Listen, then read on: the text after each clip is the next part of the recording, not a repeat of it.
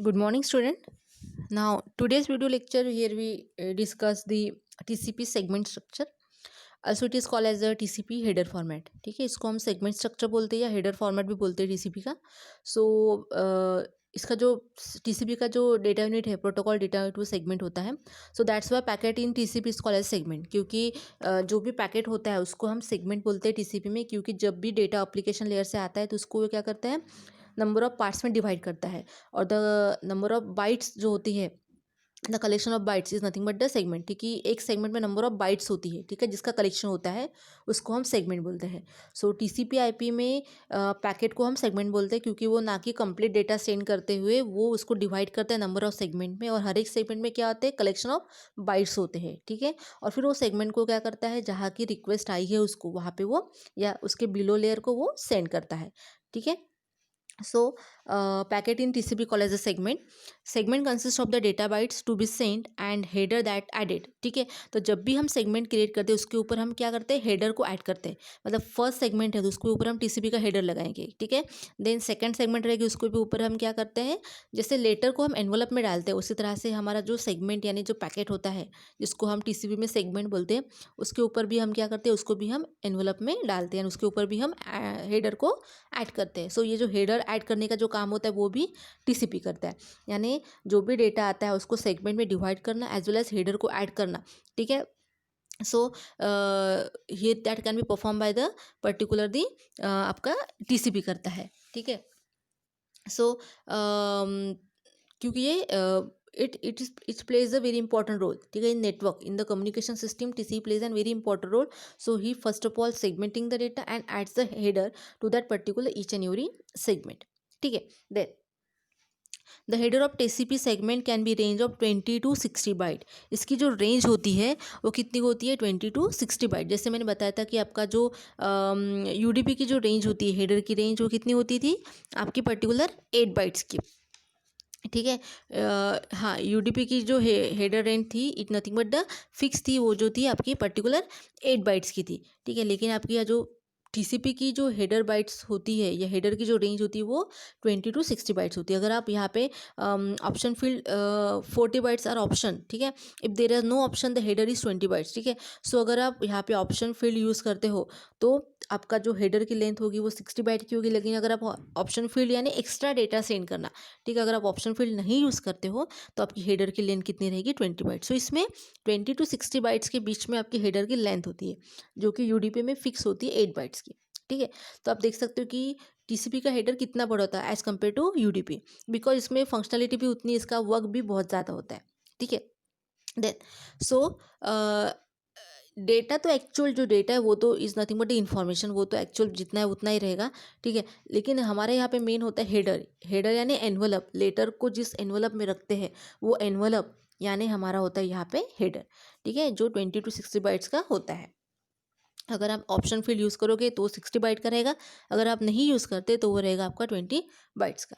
ठीक है. देन अब ये आप डायग्राम देख सकते हो, it is a TCP segment format और it is also called TCP header format, जिसको हेडर फॉर्मेट भी बोलते हैं. ठीक है. सो आप देख सकते हो कि हमारा जो पूरा पैकेट है जिसको हम यहाँ पे सेगमेंट बोलते हैं उसको दो पार्ट्स में डिवाइड किया है. एक होता है आपका हेडर और दूसरा होता है पर्टिकुलर दी डेटा. ठीक है, इसको हम फॉर्मेट. ओके. सो ये आपका हेडर और डेटा है. तो हेडर की हम फील्ड लिखने वाले हैं जो जिसकी रेंज होती है 20 to 60 बाइट्स. इसमें होता है पहला सोर्स पोर्ट एड्रेस जो 16 बिट्स का होता है. डेस्टिनेशन पोर्ट एड्रेस वो भी 16 बिट्स का होता है. यानी पोर्ट एड्रेस यानी क्या होता है कि जो भी हम पर्टिकुलर डेटा सेंड करने वाले जिस एप्लीकेशन के थ्रू, तो वो उस एप्लीकेशन को हम पोर्ट नंबर प्रोवाइड करते हैं, यानी वो नेम है उस एप्लीकेशन का. ठीक है, मतलब हमारे कंप्यूटर की इस एप्लीकेशन का जिसका पोर्ट नंबर 15 है वहाँ से डेटा जाना चाहिए रिसीवर के एप्लीकेशन सिस्टम पे जिसका पोर्ट नंबर 50 है. ठीक है, तो ये हम आइडेंटिफाई करने के लिए कि पर्टिकुलर ये प्रोसेस है और यहाँ से डेटा जाने वाला है रिसीवर के उस प्रोसेस के पास जिसका पोर्ट नंबर दिस है. ठीक है, तो ये दोनों सोर्स पोर्ट नंबर जो होता है या डेस्टिनेशन पोर्ट एड्रेस से 16 बिट्स के होते हैं. देन सीक्वेंस नंबर होता है. सीक्वेंस नंबर यानी क्या होता है कि जो भी हम सेगमेंट बना रहे हैं, जो भी सेगमेंट क्रिएट करते हैं वो हर एक सेगमेंट को हम क्या करते हैं, सीक्वेंस नंबर प्रोवाइड करते हैं. ठीक है। देन एक्नॉलेजमेंट नंबर यानी क्या होता है कि जो भी रिसीवर डेटा रिसीव करता है तो उसने वो डेटा रिसीव किया, इसका वो एक्नॉलेजमेंट सेंड करता है according to the acknowledgement number. जो सेगमेंट रिसीव करेगा उस बेसिस पे +1 करके वो एक्नॉलेजमेंट सेंड करता है। देन यहाँ पे header length, total header length जो होती है वो 4 बिट्स की होती है। देन कुछ रिजर्व बिट्स है जो हम फ्यूचर के लिए यूज़ करते हैं, फ्यूचर में यूज़ करने वाले हैं। कुछ हम यहाँ पे फ्लैग्स यूज़ करते हैं, जैसे urgent flag, URG, act flag, it is acknowledgement flag, PSH यानी पुश फ्लैग, देन RST यानी रिसेट फ्लैग, दे SY यानी सिंक्रोनाइज फ्लैग, यानी FI यानी फिनिश फ्लैग। तो ये सब फ्लैग्स भी हम यूज़ करने वाले हैं। इसको हम सेट करते हैं वैल्यू जब मुझे कुछ ऑपरेशन परफॉर्म करना होता है तो। विंडो साइज़, यहाँ पे सेंडर अपनी विंडो साइज़ को एडवर्टाइज करता है, एज वेल रिसीवर भी अपनी विंडो साइज़ को एडवर्टाइज करता है कि मेरी इतनी कैपेसिटी है, आप मुझे इतना ही डेटा सेंड करो। ठीक है, तो ये भी आपका 16 बिट्स का होता है। चेकसम हम यहाँ पे यूज़ करते हैं। सो चेकसम जो होता है ये 16 बिट्स का होता है। फॉर एरर डिटेक्शन करेक्शन के लिए हम चेकसम का यूज़ करते हैं, जैसे हमने UDP में किया था। अर्जेंट पॉइंटर यहाँ पे 16 बिट्स का होता है कि कुछ डेटा बहुत ज़्यादा इंपॉर्टेंट है, अर्जेंट है, बस उतना ही डेटा हमें सेंड करना है, तो उसके लिए हम अर्जेंट पॉइंटर का यूज़ करेंगे। और ऑप्शन और पैडिंग फील्ड, ऑप्शन और पैडिंग फील्ड जो होता है ये अप टू 40 बाइट्स तक हो सकता है, यानी मतलब इतने, इसके अलावा भी अगर मुझे कुछ एक्स्ट्रा डेटा सेंड करना है, ऐसा लगता है कि मुझे ये भी सेंड करना चाहिए, एक्स्ट्रा कुछ है, तो उसके लिए हम ऑप्शन और पैडिंग डेटा के लिए हम 40 बाइट्स को यहाँ पे स्टोर किया है, ये उसको हमने रिजर्व किया कि 40 बाइट्स तक आप एक्स्ट्रा डेटा सेंड कर सकते हो। ठीक है। सो फर्स्ट ऑफ ऑल अभी हम देखेंगे कि हेडर फील्ड। ठीक है, सबसे पहला है इसमें source port address and destination port address. तो बोथ आर 16 बिट के, जैसे मैंने अपने डायग्राम में देखा था कि बोथ जो है वो 16 बिट्स के हैं। ठीक है, तो क्या बोला है, it is a 16 bit field that hold the port address of the application that sending at the data segment. ठीक है, जो सेंडर सेंड करने वाला है, डेटा सेगमेंट जो सेंड करना है जिस एप्लीकेशन के थ्रू, तो उस एप्लीकेशन को हम पोर्ट नंबर अलोकेटेड करते हैं। ठीक है, डेस्टिनेशन पोर्ट एड्रेस में क्या होता है, it is also the 16 bit field that hold the port address of the application in the host that is receiving the data segment. जो एप्लीकेशन रिसीविंग एंड में डेटा सेगमेंट को receive करने वाली है, तो उस एप्लीकेशन का पोर्ट नंबर, ताकि डेटा उस एप्लीकेशन पे आए, यानी उस पोर्ट नंबर पे आए, ताकि हम वो एप्लीकेशन उसको क्या कर सके, प्रोसेस कर, यानी वो जो प्रोसेस रनिंग प्रोग्राम जो होता है उसको क्या कर सके, प्रोसेस कर सके। तो ये जो दोनों भी होते हैं ये 16 बिट के होते हैं। जब भी हम बात करते हैं क्योंकि TCP जो होता है ये end to end delivery of data करता है, यानी हमारे कंप्यूटर सिस्टम की वन एप्लीकेशन डेटा सेंड करे रिसीवर कंप्यूटर सिस्टम की अनदर एप्लीकेशन को, तो इस वे भी से दैट यहाँ पे end to end data perform होता है। और यहाँ पे जो दोनों है, आपका सोर्स एड्रेस और डेस्टिनेशन एड्रेस, ये 16 बिट की, यानी 2 to the power 16। सो इसकी जो रेंज 2 to the power अगर आप 16 करते हो तो 0 to 65,535 बाइट्स तक आप पर्टिकुलर पोर्ट्स नंबर प्रोवाइड कर सकते हो, पोर्ट्स नंबर दे सकते हो। ठीक है, मतलब इतने सारे आप नंबर, इतने सारे पोर्ट्स नंबर आप आपके प्रोसेस को, आपके प्रोटोकॉल को प्रोवाइड कर सकते हो। ठीक है, उसमें भी क्या होता है कि आउट ऑफ द 65,535 बाइट्स में से 0 to 1023, 0 to 1023 ये जो होते हैं ये वेल नोन पोर्ट होते हैं, यानी स्टैंडर्ड पोर्ट होते हैं। जैसे ये फिक्स है, जैसे हम बोल सकते हैं कि FTP के लिए फिक्स पोर्ट नंबर रहेगा। ठीक है, HTTP के लिए फिक्स पोर्ट नंबर रहेगा। जैसे FTP के लिए हम बोलते हैं कि सपोज 20 और 21 ये फिक्स है, उसके लिए वो चेंज कभी नहीं होगा। जैसे अगर बोलते हैं HTTP के लिए 80 है, वो कभी चेंज नहीं होगा। ठीक है, SMTP के लिए 25 है। तो ये जो ऐसे पोर्ट नंबर है ये वेल नोन पोर्ट बोलते हैं, जिसको हम स्टैंडर्ड पोर्ट बोलते हैं, जो फिक्स होते हैं, जो चेंज नहीं होते हैं। ठीक है, कुछ रजिस्टर्ड पोर्ट होते हैं जो हम फ्यूचर में यूज़ करते हैं, रजिस्टर किए गए हैं, जिसका हम नॉर्मल पर्सन यूज़ नहीं कर सकते। और कुछ ऐसे पोर्ट होते हैं जो नॉर्मल होते हैं, यानी आपके जो 2 to the power 16 यानी 0 to 65,535 बाइट्स में कुछ ऐसे पोर्ट होते हैं जो वेल नोन स्टैंडर्ड पोर्ट होते हैं, जिसकी रेंज होती है 0 to 1023। कुछ रजिस्टर्ड पोर्ट होते हैं और कुछ जो पोर्ट होते हैं वो नॉर्मल होते हैं। ठीक है, जैसे हम बोलते हैं ना कि पुलिस हेल्पलाइन नंबर जैसे 100 है, वो फिक्स है, वो कभी चेंज नहीं होगा। पुलिस स्टेशन का नंबर है, पुलिस को अगर मुझे कॉल करना है तो मुझे 100 पे ही कॉल करना पड़ेगा, यानी वो उसके लिए फिक्स है, वो चेंज नहीं होने वाला है।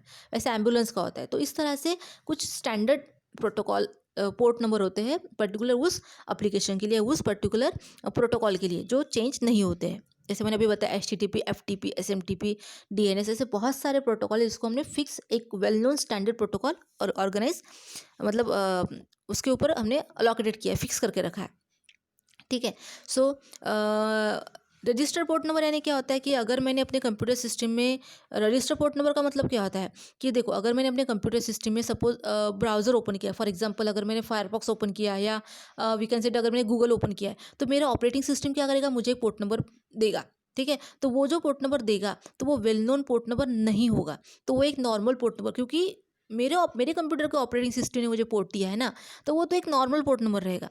ठीक है, सो उसकी जो रेंज होगी वो 65,535 के रेंज में हो सकती है, क्योंकि जैसे मैंने कंप्यूटर ऑन किया, मैंने एक ब्राउज़र ओपन किया गूगल, तो गूगल के साथ कम्युनिकेशन करने के लिए मेरे कंप्यूटर ने, मेरे ऑपरेटिंग सिस्टम ने मुझे एक पोर्ट नंबर दिया कि भाई आपका ये पोर्ट नंबर है, इस पोर्ट नंबर के थ्रू आप पर्टिकुलर ब्राउज़र के साथ, गूगल के साथ कम्युनिकेशन कर सकते हो। ठीक है, तो मुझे जो पोर्ट नंबर मिला है वो कैसा, वो नॉर्मल पोर्ट रहेगा। ठीक है, वो standard well known port number नहीं रहेगा।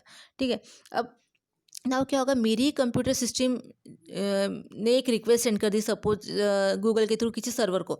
ठीक है, तो लेट्स से अगर मैं किसी वेब सर्वर को एक्सेस करना चाहती हूँ, ठीक है, अगर मुझे किसी वेब सर्वर को एक्सेस करना है तो मेरी रिक्वेस्ट जाएगी पोर्ट नंबर 80 के पास। 80 के पास क्यों? 80 is nothing but HTTP protocol. ये स्टैंडर्ड प्रोटोकॉल है। मेरे ऑपरेटिंग सिस्टम ने जो मुझे प्रोटोकॉल दिया है वो वेल नोन नहीं है, वो नॉर्मल है। लेकिन अगर मुझे गूगल के थ्रू, ब्राउज़र के थ्रू अगर मुझे किसी वेब पेज को सर्व करना है, ठीक है, वेब पेजेस को अगर मुझे एक्सेस करना है, तो वेब पेजेस को एक्सेस करने के लिए मेरी जो रिक्वेस्ट जाने वाली, जिस भी एप्लीकेशन पे जाने वाली, जिस भी प्रोटोकॉल के ऊपर जाने वाली, उसका जो पोर्ट नंबर रहेगा वो well known standard port number रहेगा, is nothing but the HTTP, जिसका पोर्ट नंबर होता है 80।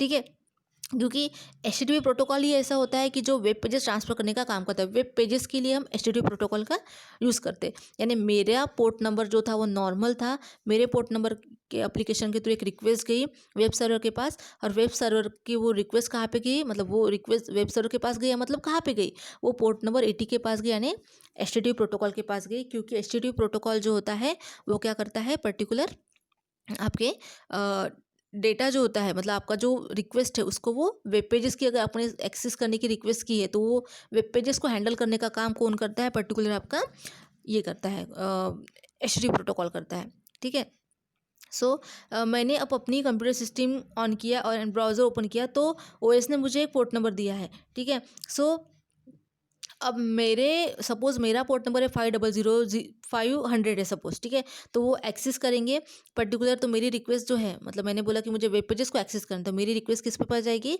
पोर्ट नंबर 80 के पास जाएगी, वेब सर्वर के पास जाएगी, जिसको हैंडल करता है HTTP प्रोटोकॉल। तो HTTP प्रोटोकॉल का जो पोर्ट नंबर होगा वो आपका क्या रहेगा, वो स्टैंडर्ड रहेगा, वेल नोन रहेगा। ठीक है, सो तो इस तरह से क्या होता है, मेरी जो रिक्वेस्ट वो हैंडल कौन करेगा, पोर्ट नंबर 80 करेगा। ठीक है, तो इस तरह से डिफरेंस बताया मैंने नॉर्मल पोर्ट नंबर और register well known port number के बीच में, कि नॉर्मल पोर्ट नंबर यानी हम एज ए नॉर्मल पर्सन, हमारे ऑपरेटिंग सिस्टम जो हमें पोर्ट नंबर देती है उसके थ्रू हम क्या कर सकते हैं, रिक्वेस्ट सेंड कर सकते हैं। अगर मुझे वेब पेजेस एक्सेस करना है तो वेब पेजेस का काम जो पूरा कौन हैंडल करता है, HTTP प्रोटोकॉल, और उसका जो प्रोटोकॉल का जो पोर्ट नंबर है वो फिक्स है, that is nothing but the 80। तो मेरी रिक्वेस्ट जाएगी नेटवर्क के थ्रू 80 पोर्ट नंबर के पास, यानी HTTP प्रोटोकॉल के पास, और वो क्या करेगा, मुझे जो भी वेब पेज को एक्सेस करना है वो वेब पेज मुझे अप्लीकेबल या अवेलेबल करा के देगा। तो इस तरह से पोर्ट नंबर का वर्क होता है। ठीक है, उसके बाद आता है डेस्टिनेशन सीक्वेंस नंबर। जैसे मैंने बताया था सीक्वेंस नंबर यानी क्या होता है, तो सीक्वेंस नंबर यानी कि क्या बोल सकते हैं, सीक्वेंस नंबर यानी कि पर्टिकुलर जो भी हम सेगमेंट करते हैं, जो भी हमने सेगमेंट किया है, सेगमेंट बनाया है, डेटा को डिवाइड करके, नंबर ऑफ बाइट्स को कलेक्शन करके हमारा एक सेगमेंट बनता है। ठीक है, सो वो सेगमेंट को हम क्या करते हैं, सीक्वेंस नंबर प्रोवाइड करते हैं। ठीक है, so in TCP every byte is counted. TCP में क्या होता है, हर एक बाइट, जैसे बाइट नंबर भी होता है, आपके सेगमेंट में क्या होता है, segment is nothing but the collection of bite, और हर एक बाइट को हम नंबर देते हैं, और हर एक बाइट को नंबर देने के बाद वो जो नंबर ऑफ बाइट्स जिस सेगमेंट में प्रेजेंट है उस सेगमेंट को भी हम नंबर प्रोवाइड करते हैं। ठीक है, यानी एक डब्बे में हमने बहुत सारा सपोज ड्राई फ्रूट्स लगे हैं, तो हर एक ड्राई फ्रूट्स को भी एक नंबर रहेगा और उस डब्बे को भी नंबर रहेगा। ठीक है, सो तो यहाँ पे हम सीक्वेंस नंबर पर्टिकुलर हर एक सेगमेंट को प्रोवाइड करते हैं। ठीक है, इससे अगर मेरा सीक्वेंस नंबर जो होता है, अगर सपोज पहले बाइट का बाइट नंबर है 1000, ठीक है, तो सेकेंड बाइट का नंबर क्या रहेगा, हम कोई भी एक रैंडम नंबर, आर्बिट्ररी नंबर लेके बाइट को नंबर कर सकते हैं, और वो ही नंबर फिर हम आगे कंटिन्यूस करते हैं। ठीक है, जैसे 100 हो गया, फिर सेकेंड का 100, 101, तो 102, 103, इस तरह से हम हर एक बाइट को क्या करते हैं, बाइट नंबर प्रोवाइड करते हैं। और वो जो बाइट जिस सेगमेंट में प्रेजेंट है उस सेगमेंट को भी हम क्या करते हैं, पर्टिकुलरली एक नंबर, सीक्वेंस नंबर अलोकेटेड करते हैं। ठीक है, देन उसके बाद आता है आपका एक्नॉलेजमेंट नंबर। तो एक्नॉलेजमेंट नंबर जो होता है ये आपका पर्टिकुलर होता है 32 बिट्स का। ठीक है, so this the 32 bit fields that holds the acknowledgement number, that the byte number that the receiver expects to the receiving next. It is an acknowledgement for the previous byte being received successfully. मैंने वही बताया कि receiver यहाँ पे acknowledgement send करता है of the receive data का। जो भी वो डेटा रिसीव करेगा उसका अगर वो एक्नॉलेजमेंट सेंड करता है, सपोज फॉर एग्जांपल सपोज मैंने एक्स बाइट डेटा सेंड किया था, ठीक है, रिसीवर ने, तो रिसीवर ने वो एक्स बाइट डेटा रिसीव किया तो उसका वो एक्नॉलेजमेंट क्या भेजेगा, x+1 करके यहाँ पे लिखा है ना कि it's byte that receiver expect the receive next, यानी +1 करके वो उसका एक्नॉलेजमेंट सेंड करता है। अगर मैंने सपोज 500 ये डेटा सेंड किया है, एक सेगमेंट सेंड किया जिसका सीक्वेंस नंबर है 500, तो रिसीवर मुझे क्या एक्नॉलेजमेंट सेंड करेगा, 501, यानी 500 + 1 501। इस तरह से क्या करता है, +1 करके हमें एक्नॉलेजमेंट को सेंड करता है। कौन से रिसीवर सेंड करता है, सेंडर को। ठीक है, सो हम ऐसे बोल सकते हैं कि acknowledgement number means next accepted byte number. ठीक है, जो भी है एक्सपेक्ट करते हैं नेक्स्ट एक्सपेक्टेड बाइट नंबर। ठीक है, so is nothing but the acknowledgement number. मतलब मेरा 500 तक डेटा था, ठीक है, तो उसके बाद जो डेटा रहेगा तो वो हमारा रहता है एक्नॉलेजमेंट नंबर। ठीक है, दे सो जिसको आता है हेडर लेंथ। अब हेडर लेंथ क्या होता है, हेडर लेंथ जो होता है आपका 4 बिट का होता है, जैसे आप डायग्राम में देख सकते हो। हमारा हेडर लेंथ जो है वो 4 बिट्स का है। ठीक है, so header length is a 4 bits, indicate that the length of the TCP। ठीक है, length of the TCP header by number of the 4 byte words in the header. So आपका जो हेडर लेंथ होता है ये होता है 4 बिट्स का। ठीक है, उसकी लेंथ जो होती है। ठीक है, so if the header is 20 bytes, minimum length of TCP header, मतलब मिनिमम आपकी हेडर की जो लेंथ है वो 20 बाइट्स होनी चाहिए। ठीक है, then the field will hold the 5, because 5 × 4 = 20। अब मैं बताती हूँ कैसे होता है। ठीक है, एंड द मैक्सिमम लेंथ कितनी होनी चाहिए, 60 बाइट। मतलब आपकी मिनिमम हेडर कितना होना चाहिए, 20 बाइट्स का होना चाहिए, और एट मैक्स 60 बाइट का होना चाहिए। उससे कम नहीं और उससे ज़्यादा नहीं होना चाहिए। ठीक है, so it will hold the value is 15, hence the value of this field always between the 5 and 15। तो यहाँ पे हम क्या करते हैं कि सपोज 4 बिट नंबर है, सो एग्जांपल 1000 इज द 8, यानी ये मेरा हेडर 8 बाइट का होगा, ऐसे हम बोल सकते हैं। ठीक है, तो यहाँ पे हम स्केल फैक्टर यूज़ करते हैं, it is the scale of 4। ठीक है, यहाँ पे बोला है कि आपका TCP का हेडर ये 20 और 60 बाइट का होना चाहिए, बट ओनली अगर 8 बाइट्स का हुआ तो हम यहाँ पे स्केल ऑफ फैक्टर यूज़ करते हैं।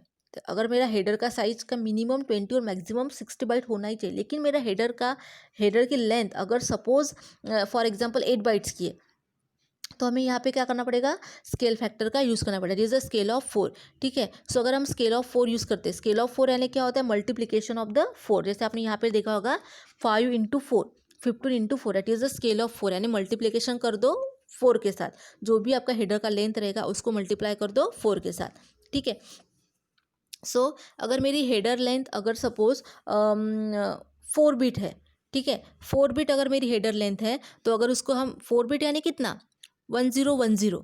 ठीक है, अगर मेरी हेडर लेंथ 4 बिट है, लेकिन उन्होंने बोला है कि आपकी हेडर लेंथ तो 20 to 60 बाइट्स होनी चाहिए। ठीक है, और मेरी हेडर लेंथ सिंपली 4 बिट की है, तो मुझे क्या करना पड़ेगा, स्केल ऑफ 4 फैक्टर का यूज़ करना पड़ेगा, यानी मल्टीप्लिकेशन ऑफ 4। यानी मल्टीप्लिकेशन ऑफ 4 करना ये फिक्स है।